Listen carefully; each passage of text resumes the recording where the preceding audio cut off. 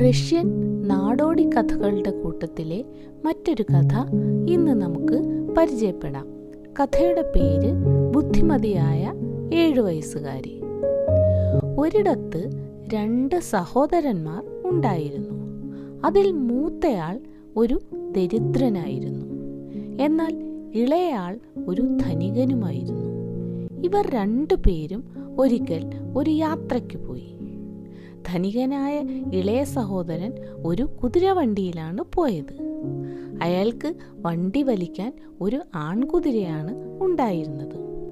ദരിദ്രനായ മൂത്ത സഹോദരൻ ഒരു പെൺകുതിരപ്പുറത്താണ് യാത്ര പോയത്. ഒരു രാത്രി വിശ്രമത്തിനായി അവർ ഒരിടത്ത് തങ്ങി.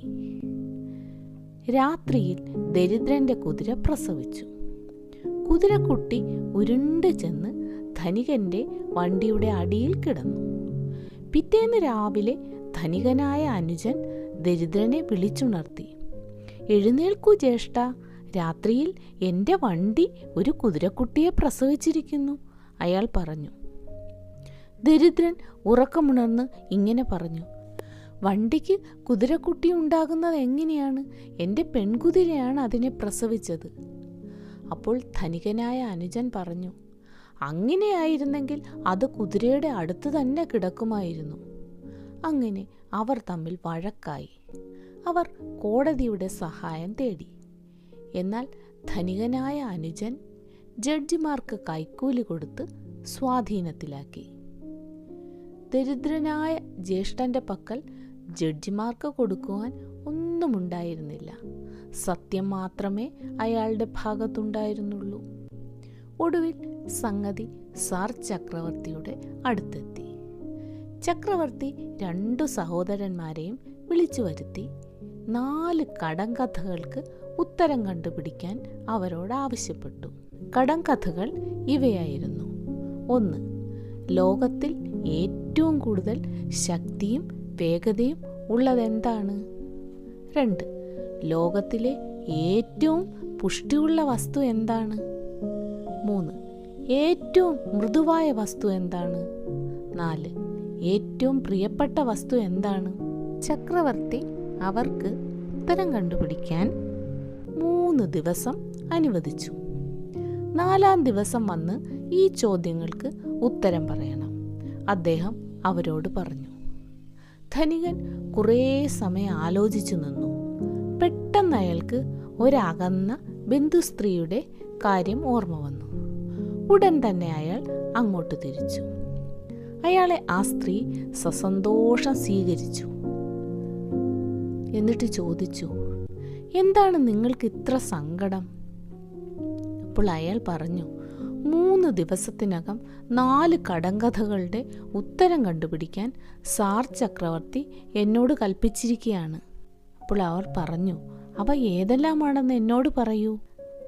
കേട്ടോളൂ. 1-ാമത്തെ ചോദ്യം: ലോകത്തിൽ വെച്ച് ഏറ്റവും കൂടുതൽ ശക്തിയും വേഗതയും ഉള്ളത് എന്താണ്? അവർ പെട്ടെന്ന് തന്നെ മറുപടി പറഞ്ഞു: "ഇതാണത്രേ കടങ്കഥ, എൻ്റെ ഭർത്താവിൻ്റെ പെൺകുതിര. അതിനേക്കാൾ വേഗത കൂടിയത് ഒന്നുമില്ല. ചാട്ട കൊണ്ട് മുതുകിനൊന്ന് കൊടുത്താൽ അത് ഒരു മുയലിനോടൊപ്പം ഓടിയെത്തും." എന്നാൽ ഇതാ 2-ാമത്തെ ചോദ്യം: ലോകത്തിൽ ഏറ്റവും കൂടുതൽ പുഷ്ടിയുള്ള വസ്തു എന്താണ്? അവർ പറഞ്ഞു: "ഞങ്ങളുടെ 2 വയസ്സായ പന്നി. ഇപ്പോൾ തന്നെ അതിന് വണ്ണം കൊണ്ട് എണീക്കാൻ വയ്യ." എന്നാൽ 3-ാമത്തെ ചോദ്യം ഇതാണ്: ലോകത്തിലെ ഏറ്റവും മൃദുവായ വസ്തു ഏതാണ്? അവർ പറഞ്ഞു: "ഒരു തൂവൽ കിടക്ക ആയിരിക്കണം. അതിലും മൃദുവായ എന്തെങ്കിലും സങ്കല്പിക്കാൻ കഴിയുമോ?" എന്നാൽ ഇതാ അവസാനത്തെ ചോദ്യം: ലോകത്തിലെ ഏറ്റവും പ്രിയപ്പെട്ട വസ്തു എന്താണ്? അവർ ഒട്ടും സംശയമില്ലാതെ പറഞ്ഞു: "എൻ്റെ പേരക്കിടാവായ ഇവാനുഷ്ക. അവനാണ് ഏറ്റവും പ്രിയപ്പെട്ടത്." അപ്പോൾ അയാൾ പറഞ്ഞു: "നിങ്ങളെ ദൈവം അനുഗ്രഹിക്കട്ടെ. എനിക്കിപ്പോൾ ഉത്തരങ്ങളെല്ലാം കിട്ടി. പറയേണ്ടത് എന്താണെന്ന് മനസ്സിലായി." അയാൾ സന്തോഷത്തോടെ വീട്ടിലേക്ക് തിരിച്ചുപോയി. എന്നാൽ ദരിദ്ര സഹോദരൻ കണ്ണുനീർ പൊഴിച്ചുകൊണ്ടാണ് വീടെത്തിയത്. അയാളുടെ 7 വയസ്സായ മകൾ വാതിൽക്കൽ നിന്നിരുന്നു. അയാൾക്ക് സ്വന്തമെന്ന് പറയാൻ മകൾ മാത്രമേ ഉണ്ടായിരുന്നുള്ളൂ. അവൾ ചോദിച്ചു, അച്ഛാ, എന്തിനാണ് കരയുകയും നെടുവീർപ്പിടുകയും ചെയ്യുന്നത്? അപ്പോൾ അയാൾ പറഞ്ഞു, സാർ ചക്രവർത്തി 4 കടങ്കഥകൾക്ക് ഉത്തരം കണ്ടുപിടിക്കാൻ എന്നോട് കൽപ്പിച്ചിരിക്കുകയാണ്. ജീവിതകാലം മുഴുവൻ ആലോചിച്ചാലും എനിക്കത് കണ്ടുപിടിക്കാൻ കഴിയില്ല. പിന്നെ ഞാൻ എങ്ങനെ കരയാതിരിക്കും? അപ്പോൾ അവൾ പറഞ്ഞു, അവ എന്താണെന്ന് എന്നോട് പറയൂ. പറയാം മകളെ, കേട്ടോളൂ. ലോകത്തിൽ ഏറ്റവും കൂടുതൽ ശക്തിയും വേഗതയും ഉള്ളത് എന്താണ്? ഏറ്റവും കൂടുതൽ പുഷ്ടിയുള്ള വസ്തു എന്താണ്? ഏറ്റവും മൃദുവായ വസ്തു ഏതാണ്? ഏറ്റവും പ്രിയപ്പെട്ട വസ്തു എന്താണ്? ബുദ്ധിമതിയായ അവൾ അല്പനേരം ആലോചിച്ചിട്ട് പറഞ്ഞു, പ്രിയപ്പെട്ട അച്ഛാ, അങ്ങ് പോയി ചക്രവർത്തിയോട് പറയൂ, ഏറ്റവും ശക്തിയും വേഗതയുമുള്ളത് കാറ്റിനാണ്. ഏറ്റവും കൂടുതൽ പുഷ്ടിയുള്ള വസ്തു മണ്ണാണ്. കാരണം അത് ഭൂമിയിൽ ജീവിക്കുകയും വളരുകയും ചെയ്യുന്ന എല്ലാറ്റിനും ആഹാരം നൽകുന്നു. ഏറ്റവും മൃദുവായ വസ്തു കൈയാണ്. കാരണം നാം എവിടെ കിടക്കുമ്പോഴും കൈ തലയ്ക്ക് വയ്ക്കുന്നു. ലോകത്തിലെ ഏറ്റവും പ്രിയപ്പെട്ട വസ്തു ഉറക്കമാണ്. ഉത്തരങ്ങൾ കേട്ടപ്പോൾ അയാൾക്ക് സന്തോഷമായി. 3 ദിവസം കഴിഞ്ഞ് 2 സഹോദരന്മാരും സാർ ചക്രവർത്തിയുടെ മുമ്പാകെ ഹാജരായി. ചക്രവർത്തി 2 പേരുടെയും ഉത്തരങ്ങൾ കേട്ട ശേഷം ദരിദ്രനായ സഹോദരനോട് ചോദിച്ചു, ഈ ഉത്തരങ്ങൾ തന്നെത്താൻ ആലോചിച്ചെടുത്തതാണോ അതോ ആരെങ്കിലും നിങ്ങളെ സഹായിച്ചതാണോ? അപ്പോൾ അയാൾ പറഞ്ഞു, ചക്രവർത്തി തിരുമനസ്സേ, എനിക്ക് 7 വയസ്സുള്ള ഒരു മകളുണ്ട്. അവളാണ് ഈ ഉത്തരങ്ങൾ എനിക്ക് പറഞ്ഞു തന്നത്. ചക്രവർത്തി അവളുടെ ബുദ്ധിശക്തി ഒന്ന് പരീക്ഷിക്കാൻ തന്നെ തീരുമാനിച്ചു. നിങ്ങളുടെ മകൾ അത്ര ബുദ്ധിമതിയാണെങ്കിൽ ഈ പട്ടുനൂലിൻ്റെ കഷ്ണം അവൾക്ക് കൊണ്ടു കൊടുത്തിട്ട് നാളെ നേരം വെളുക്കുന്നതിന് മുമ്പ് അതുകൊണ്ടൊരു തൂവാല നെയ്ത് എനിക്ക് തരാൻ പറയൂ. ദരിദ്രൻ പട്ടുനൂലും എടുത്തുകൊണ്ട് അത്യന്തം ദുഃഖിതനായാണ് വീട്ടിലെത്തിയത്. അയാൾ പറഞ്ഞു, മകളെ, നമ്മുടെ കഷ്ടകാലം. ഈ ചെറിയ നൂൽക്കഷ്ണം കൊണ്ട് നീ ഒരു തൂവാല നെയ്തു കൊടുക്കണമെന്ന് സാർ ചക്രവർത്തി കൽപ്പിച്ചിരിക്കുന്നു. അവൾ തെല്ലു നേരം ആലോചിച്ചു. എന്നിട്ട് പറഞ്ഞു, അച്ഛൻ വിഷമിക്കാതിരിക്കൂ. എന്നിട്ട് അവൾ ചൂലിൽ നിന്നും ഒരു കമ്പൊടിച്ചെടുത്ത് അച്ഛനെ ഏൽപ്പിച്ചിട്ട് പറഞ്ഞു, ചക്രവർത്തിയുടെ അടുത്ത് ചെന്ന് ഏതെങ്കിലും ഒരു ആശാരിയെ കൊണ്ട് തൂവാല നെയ്യാനുള്ള ഒരു തറി ഈ കമ്പിൽ നിന്ന് ഉണ്ടാക്കിച്ചു തരാൻ പറയണം. അയാൾ ചക്രവർത്തിയുടെ അടുത്ത് ചെന്ന് മകളുടെ അപേക്ഷ അറിയിച്ചു. ചക്രവർത്തി ഒന്നും പറയാതെ മറ്റൊരു പരീക്ഷണം കൂടി നടത്താൻ തീരുമാനിച്ചു. അദ്ദേഹം 150 മുട്ട അയാളെ ഏൽപ്പിച്ചിട്ട് പറഞ്ഞു, ഈ മുട്ടകൾ മകൾക്ക് കൊടുത്തിട്ട് നേരം വെളുക്കുന്നതിന് മുമ്പ് 150 കോഴിക്കുഞ്ഞുങ്ങളെ വിരിച്ചെടുക്കാൻ പറയൂ. കൂടുതൽ ദുഃഖിതനായാണ് ദരിദ്രൻ അന്ന് വീട്ടിലെത്തിയത്. ആർക്കും സാധ്യമല്ലാത്ത കാര്യമാണതെന്ന് അയാൾക്കറിയാമായിരുന്നു. മകളെ, ഒരു ഗ്രഹപ്പിഴ മാറുമ്പോൾ മറ്റൊന്ന് വന്നു ചേരുന്നു. അയാൾ നടന്നതെല്ലാം മകളോട് പറഞ്ഞു. 7 വയസ്സുകാരി അച്ഛനെ ആശ്വസിപ്പിച്ചു. അവൾ ആ മുട്ടകൾ മുഴുവൻ ഭക്ഷണത്തിനായി ഉപയോഗിക്കാൻ തീരുമാനിച്ചു. എന്നിട്ട് അവൾ അച്ഛനെ വീണ്ടും ചക്രവർത്തിയുടെ അടുത്തേക്ക് അയച്ചു. കോഴിക്കുഞ്ഞുങ്ങൾക്ക് തിന്നാൻ 1 ദിവസം പ്രായമുള്ള ചാമ വേണമെന്ന് അദ്ദേഹത്തോട് പറയൂ. 1 ദിവസം കൊണ്ട് നിലമുഴുത് വിതച്ച് കൊയ്ത് മെതിച്ചെടുത്ത ചാമയായിരിക്കണം, അല്ലെങ്കിൽ കോഴിക്കുഞ്ഞുങ്ങൾ അത് തൊടില്ല. ദരിദ്രൻ പറഞ്ഞത് മുഴുവൻ ചക്രവർത്തി കേട്ടു. അവളുടെ ബുദ്ധിശക്തി കൂടുതൽ പരീക്ഷിക്കാനും അവളെ നേരിൽ കാണാനും അദ്ദേഹത്തിന് ആഗ്രഹം തോന്നി. അദ്ദേഹം പറഞ്ഞു, നിങ്ങളുടെ മകൾ അത്ര ബുദ്ധിമതിയാണെങ്കിൽ അവൾ നാളെ രാവിലെ ഇവിടെ ഹാജരാകട്ടെ.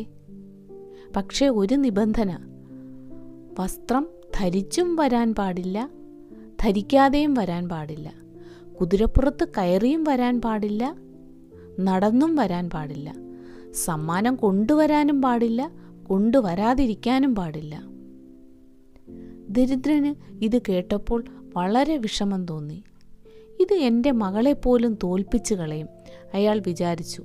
എല്ലാം വൃഥാവിലായി. വളരെ സങ്കടത്തോടു കൂടിയാണ് അന്ന് അയാൾ വീട്ടിലെത്തിയത്. എന്നാൽ മകൾ പറഞ്ഞു, വിഷമിക്കാതിരിക്കൂ അച്ഛാ, അച്ഛൻ പോയി വേട്ടക്കാരുടെ അടുക്കൽ ചെന്ന് എനിക്കൊരു ജീവനുള്ള ചെറുമാനിനെയും ജീവനുള്ള കാടപ്പക്ഷിയെയും വാങ്ങിക്കൊണ്ടുവരൂ. അയാൾ പോയി ചെറുമാനിനെയും കാടപ്പക്ഷിയെയും കൊണ്ടുവന്നു. പിറ്റേ ദിവസം അതിരാവിലെ 7 വയസ്സുകാരി ഉണർന്നു. അവളുടെ വസ്ത്രങ്ങൾക്ക് പകരം ഒരു മീൻ വല ധരിച്ചു. കാടപ്പക്ഷിയെയും കയ്യിലെടുത്തുകൊണ്ട് അവൾ മാൻകുട്ടിയുടെ പുറത്തു കയറി കൊട്ടാരത്തിലേക്ക് തിരിച്ചു. കൊട്ടാരത്തിന്റെ കവാടത്തിൽ വെച്ച് ചക്രവർത്തിയെ അവൾ കണ്ടുമുട്ടി. തലകുനിച്ച് വന്നിച്ച ശേഷം അവൾ കാടപ്പക്ഷിയെ ചക്രവർത്തിയുടെ നേരെ നീട്ടി. എന്നിട്ട് പറഞ്ഞു, ഇതാ അങ്ങേക്കൊരു ഉപഹാരം. അദ്ദേഹം അതിനെ കയ്യിലെടുക്കാൻ തുടങ്ങിയപ്പോഴേക്കും അത് പറന്നുപോയി. കൊള്ളാം, ചക്രവർത്തി പറഞ്ഞു, നീ ഞാൻ കൽപ്പിച്ചതുപോലെ തന്നെ ചെയ്തു. ഇനി എന്നോടൊരു കാര്യം പറയൂ. നിന്റെ അച്ഛൻ ഒരു ദരിദ്രനാണെന്ന് എനിക്കറിയാം. നിനക്ക് എങ്ങനെയാണ് ഭക്ഷണം ലഭിക്കുന്നത്? നിങ്ങൾ എങ്ങനെയാണ് ജീവിക്കുന്നത്? അപ്പോഴവൾ പറഞ്ഞു, എൻ്റെ അച്ഛൻ വെള്ളമില്ലാത്ത കരയിൽ നിന്ന് മീൻ പിടിക്കും. അച്ഛൻ പുഴയിലെ മണൽപ്പുറത്ത് കെണി വയ്ക്കും. കരയിൽ വളരുന്ന മീൻ രാവിലെ നിറയെ കെണിയിൽ കിടക്കും. ഞങ്ങളത് വീട്ടിൽ കൊണ്ടുവന്ന് ഒന്നാന്തര സൂപ്പുണ്ടാക്കും.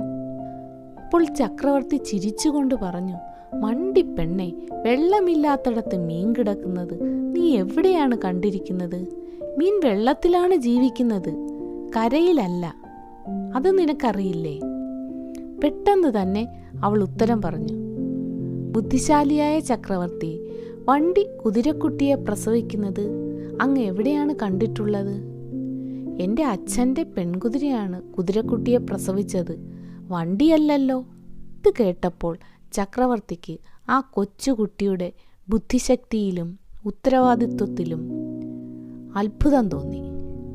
അദ്ദേഹത്തിന് അവളോട് അതിയായ വാത്സല്യവും മതിപ്പും ഉണ്ടായി. കുതിരക്കുട്ടിയെ ജ്യേഷ്ഠന് തന്നെ മടക്കി കൊടുക്കാൻ അദ്ദേഹം അപ്പോൾ തന്നെ ഉത്തരവിട്ടു.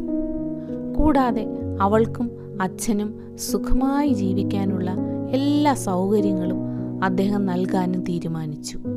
അനേക സമ്മാനങ്ങൾ നൽകിയാണ് അദ്ദേഹം അവളെ തിരിച്ചയച്ചത്. കുട്ടിയാണെങ്കിലും തൻ്റെ വീട്ടിലെ ബുദ്ധിമുട്ടുകളും പ്രശ്നങ്ങളും അവൾ മനസ്സിലാക്കി. പ്രിയപ്പെട്ട അച്ഛൻ്റെ വേദന അവൾ തിരിച്ചറിഞ്ഞു. ബുദ്ധിപൂർവം പരിഹാരം കണ്ടെത്താൻ തന്നാലാവുന്ന ശ്രമം നടത്തി. ആ അച്ഛൻ്റെ ഏറ്റവും വലിയ സമ്മാനം ആ മകൾ തന്നെയല്ലേ? ചിന്തിച്ചു നോക്കൂ. എല്ലാവർക്കും നല്ലൊരു ദിവസം ആശംസിക്കുന്നു. ഇനി അടുത്ത കഥയുമായി വീണ്ടും എത്താം.